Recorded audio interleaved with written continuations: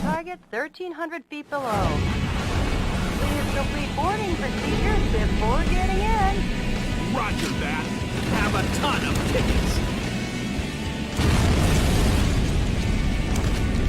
Let's party!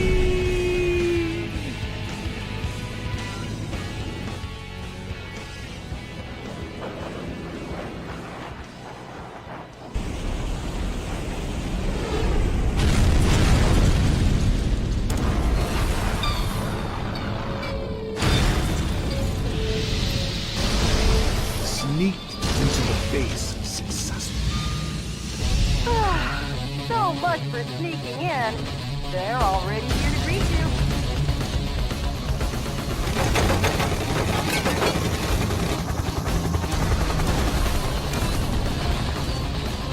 Hello, Johnny boy!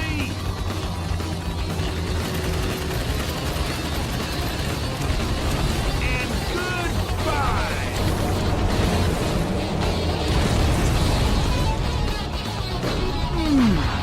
Nice landing. You have some guests approaching at 2 o'clock. And you guests are coming too.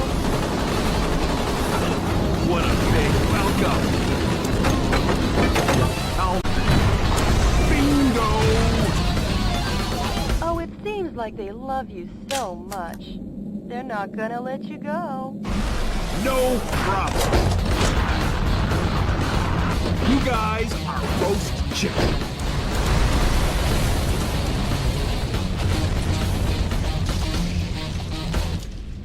Great work, President. But you still have a delicious dessert coming.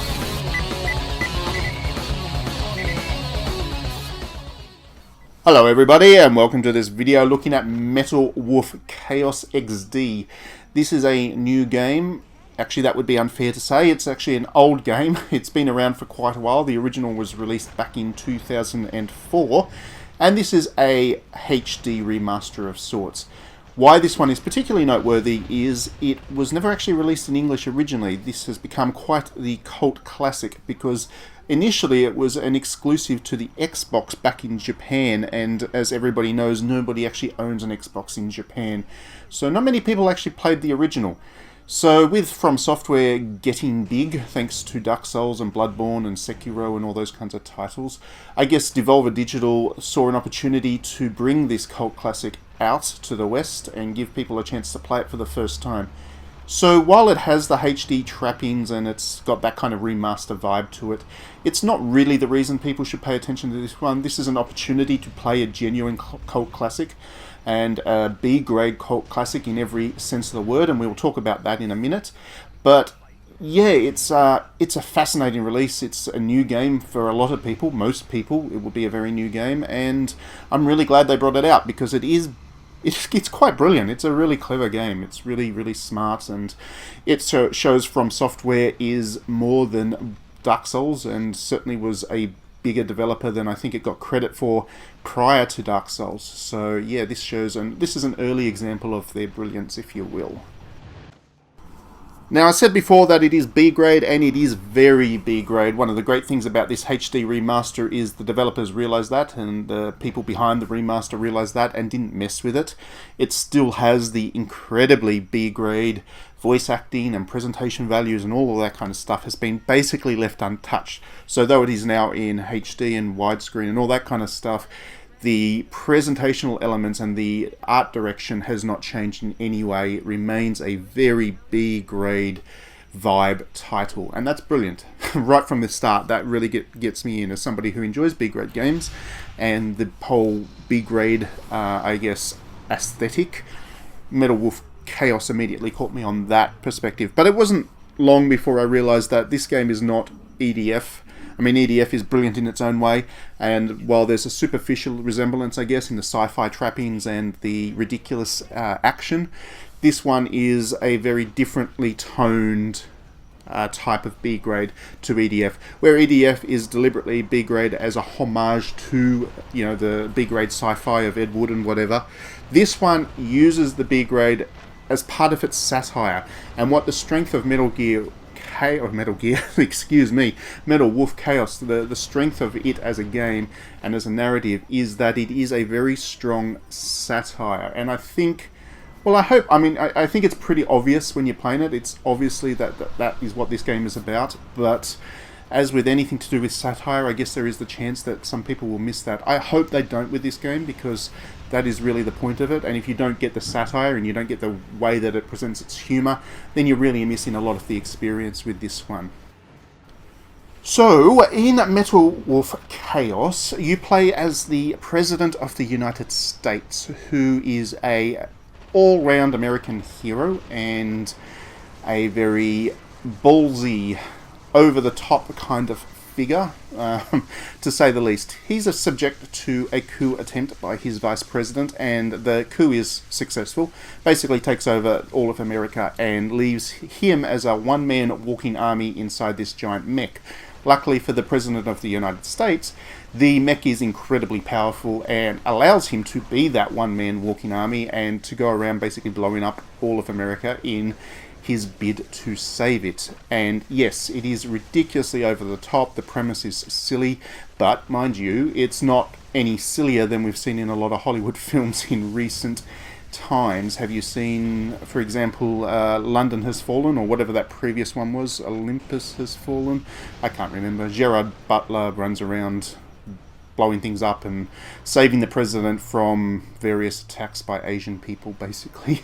And they're ridiculous films. But unlike those films, this game realizes how stupid that idea is and really runs with it. It's not just the over-the-top voice acting, although that is a big deal in the creation of the humor in this game.